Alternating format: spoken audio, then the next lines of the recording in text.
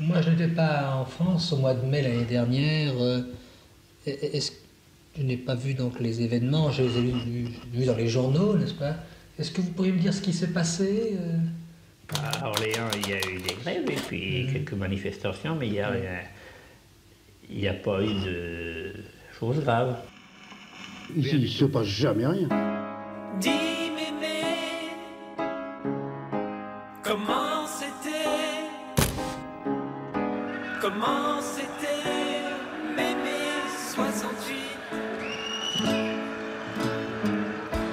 T'y étais pas, et moi non plus. Et papa dans les rues. C'est une manifestation devant la sécurité sociale avec Monique Limousin, Jacques Boutonnet, enfin je reconnais les copains, quoi. On était tous ensemble. Oui, je suis en train de monter, là, je suis en jupe. Ah ben oui, je suis là, là. Oui, ben là, c'est là, oui, je suis de dos, là. Je crois, et je me rends compte maintenant, je crois que j'étais la seule femme présidente au niveau des assemblées générales de province. Je crois que je suis la seule.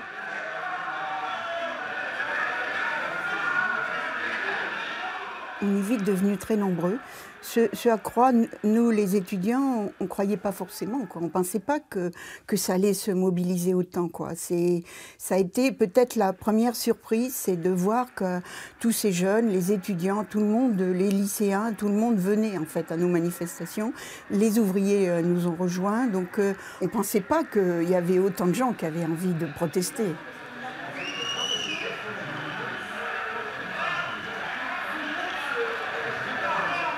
J'ai dit, moi, l'intervention du 13 mai, je veux bien la faire. En toute inconscience. C'était ma première intervention. J'avais quand même que 21 ans. Les copains m'ont dit, tu sais bien, ok, vas-y. Tu t'inquiètes pas, de toute façon, Orléans, c'est une ville bourgeoise. Quand il y a 1500 ou 2000 personnes dans la rue, c'est une révolution. Et finalement, sur la place de Gaulle, là-bas, on a vu la rue des Carmes bouchée complètement par les manifestants. La rue, j'ai perdu le nom, qui rejoint la place du Martroi bouchée par les manifestants. Et on les a évalués, ils ont été évalués à l'époque à 10 000 personnes à Orléans.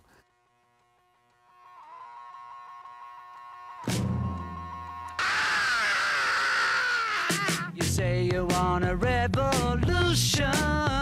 Well, you know, we all want to change the world.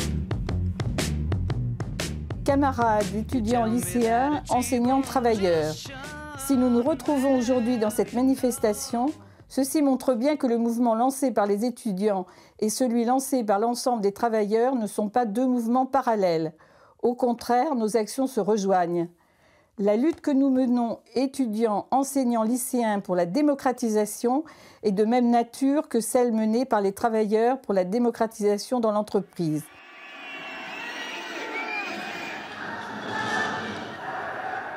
Rapidement, j'ai quitté la fac et je suis allé dans les usines.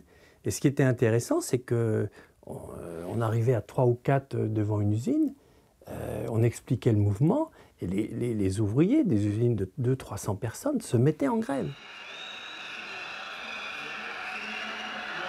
Et il y a une dame qui vient me voir après qu'on ait fait notre discours, puis après on discutait. Enfin, tout ça, c'était quand même bon enfant. Elle est venue me voir avec du café, une cafetière. Elle me dit, tiens mon gars, ça nous fait du bien que vous soyez là. Elle me donne le café. Elle me donne une pièce de 5 francs.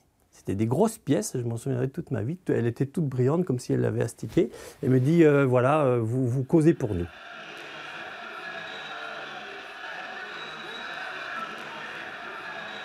On a vu l'une après l'autre les entreprises se fermer, hein. La première, je crois de mémoire, était l'usine d'Ambert, enfin une Élec, à Saint-Jean-de-Bray, où là, le patron a été carrément enfermé, hein. Ça a commencé comme ça. J'ai une anecdote d'ailleurs, parce qu'un jour, au piquet de grève des chèques postaux, dans la rue du Grenier-à-Sel, on voit arriver une petite équipe de femmes Elles disent aux gens du piquet de grève, on est, nous, dans une petite entreprise textile, dans la rue Porte-Madeleine. J'ai perdu le nom de cette entreprise, mais bon, c'était un petit atelier. Hein. Et puis, on a enfermé le patron, mais maintenant, on ne sait plus quoi faire. Alors, il faut venir nous aider. Donc, évidemment, les copains me les ont envoyés. Et puis, on a discuté avec ces femmes qui nous ont raconté leurs conditions de travail, etc. Et puis, on leur a dit, c'est simple, hein, vous allez prendre un papier, un crayon, puis vous allez écrire toutes vos revendications. Et donc, on a bâti un cahier de revendications alors on les a emmenés négocier avec le patron, qui a accepté d'ailleurs une grande partie de leur demande. Et on leur a dit maintenant, si vous voulez maintenir les choses, garder un moyen de contrôle, la solution, c'est le syndicat.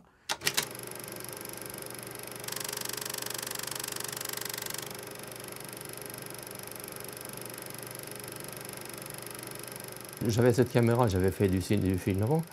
Et puis j'ai dit, tiens, je vais filmer. Puis j'aimais ça. Et puis comme personne, on a pris de photos, personne n'a pris des photos. Hein.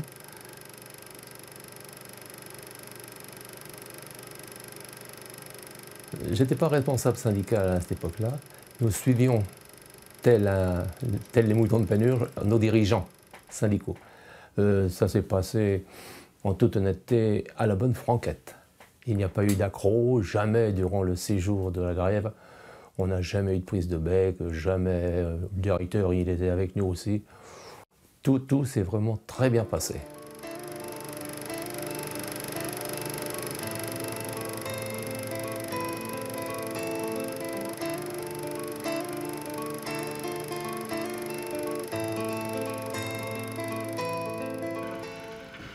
Il y avait des grèves à Orléans? Mais ici, c'était relativement calme, il n'y a pas eu de bagarre. Oh là là, la terre peut s'écrouler. Orléans resteront calmes. Il s'agit de 150 entretiens qui ont été faits à la fin des années 68 et en 69 par des universitaires franco-britanniques qui faisaient une étude sur le français parlé. Donc vous avez des ouvriers, vous avez des professeurs d'université, vous avez des médecins, vous avez des employés, etc. qui ont tous raconté comment ils ont vécu mai 68 à Orléans. Je vais vous dire qu'ici, il n'y a pas eu grand-chose à Orléans. Non, c'est une ville qui était très calme. Orléans, c'est une ville bourgeoise. La plupart des Orléanais racontent qu'il ne s'est rien passé à Orléans. Quand on leur pose la question, et mai 68 à Orléans, la plupart des réponses, c'est rien. En creusant un petit peu, en écoutant un peu plus les réponses, on se rend compte qu'ils expliquent que toutes les usines étaient fermées, qu'il y avait des défilés dans la ville, qu'ils ont eux-mêmes fait grève comme la plupart des gens autour d'eux, qu'il y avait un grand bouleversement. Mais c'est ce qu'ils appellent être très calme, être rien. C'est à Paris que ça s'est passé. À Paris, alors. Mais ici, il n'y a jamais eu de bagarre, ni absolument rien. La vision qu'ils ont des événements de mai 68, c'est ceux donnés par les médias et qui racontent qu'ils écoutent énormément la radio et que ce qu'on entend à la radio, c'est une révolution à Paris. C'est des voitures qui brûlent, c'est des barricades, c'est des bagarres. Ils utilisent beaucoup le mot bagarre. Le père le grand dit à son petit gars, mais enfin bon sang, qu'est-ce qu'il y a? Qu'est-ce que tu vas faire dans la rue, fiston? Je vais aller faire la révolution. Mais sapristi, bon sang de bon sang, je te donne pour le temps assez d'argent. Contre la société de consommation, je peux aller faire la révolution. Et donc ils opposent ce qu'ils ont vécu en direct en tant qu'acteurs à Orléans, qu'ils qualifient de calme, à ces images qu'ils ont de Paris et des événements qui se sont passés à Paris. Ici, c'est très calme. Même à la source. Oh, à la source, il y a eu quelques étudiants qui ont cru devoir se faire les malins, c'est tout. On avait eu, parce qu'il y a eu beaucoup de rumeurs en mai 68, et voilà. Donc on a une rumeur qui nous dit va peut-être y avoir une attaque du campus. Donc on s'est dit, on s'est regroupés, on était 3 de l'UNEF, on s'est regroupés et on s'est dit on va attendre. À 1h du matin, il ne s'était rien passé, on s'est dit on va se coucher, on s'est couché. Voilà. Et donc là, moi, je suis réveillée en sursaut donc par quelqu'un qui rentre dans ma chambre, armé, et qui me dit habillez-vous, et vous allez descendre. Et il me dit les mains en l'air. Et ils nous disent, vous allez nettoyer la bibliothèque. Alors nettoyer la bibliothèque, ça veut dire quoi? C'est que nous avions protégé la bibliothèque, nous les militants voilà, de l'époque, parce qu'on avait tout recouvert pour protéger les livres. Et puis à un moment, donc, ils nous ont dit, maintenant les filles vont sortir. Voilà, donc on est sortis. Maintenant, les garçons. Et là, dans les garçons, ils ont gardé 3 militants de l'UNEF. Et là, je me suis dit, oh là là, ça va mal se passer pour eux. Hein. Qui étaient dans ces gens? Donc, on avait des gens qui étaient avec nous en fac de droit, hein, qu'on connaissait un peu comme des fachos, il faut le dire. On avait des militaires, des gens qui étaient en parachutistes, et puis d'autres gens. Il y avait 2 Japonais qui ont été très sérieusement frappés parce que je pense que les paras revivaient peut-être un peu des combats qu'ils avaient menés contre des Asiatiques. Quoi. C'était ça, quoi, qu'on a pensé à ça, nous, on a pensé à ça. Quoi, c'était un commando de guerre qu'on avait, nous. On comprenait pas, quoi, on comprenait pas ce qui se passait.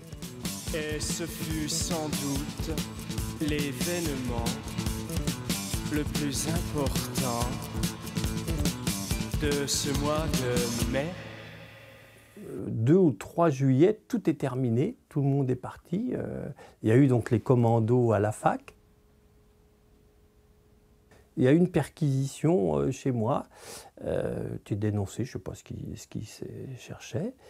Et ils m'ont pris, j'avais plein d'affiches des Beaux-Arts et puis des journaux. Je partais en Angleterre et je pensais aller parce que je n'avais pas beaucoup de sous, je pensais les vendre là-bas, je dis ça me fera des sous. Ils m'ont tout piqué. Il y a une chose qui rétrospectivement m'a fait peur. Mon père, comme il était artisan, il était copain avec d'autres artisans. Il était copain avec un peintre qui est toujours vivant, il a 94 ans là. Et il est toujours à Châteauneuf. Et il dit, écoute, ton fils et ses copains, il faut qu'ils arrêtent je vous dis crûment, il faut qu'ils arrêtent de faire les cons. Parce que lui faisait partie des anciens réseaux de la résistance, parce qu'il y avait une résistance, un maquis de Loris, etc. Ils étaient restés gaullistes. Et il dit, en Sologne, les caves sont prêtes. Si ça continue, dans une semaine, on les ramasse et on les met dans les caves.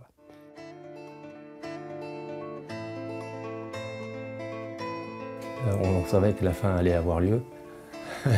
Excusez-moi l'expression, on se faisait chier à la longue. Alors on était là, on ne savait pas quoi faire, on ne savait pas quoi dire. Les salariés qui avaient la chance de s'asseoir sur un banc, ils s'étaient fait des chapeaux en papier. Hein. Et puis le directeur est venu, et puis c'est un collègue qui a ouvert la porte avec lui, le patron, M. Bonéric en l'occurrence. Il a donc ouvert la porte accompagné d'un salarié. Et puis après c'était fini.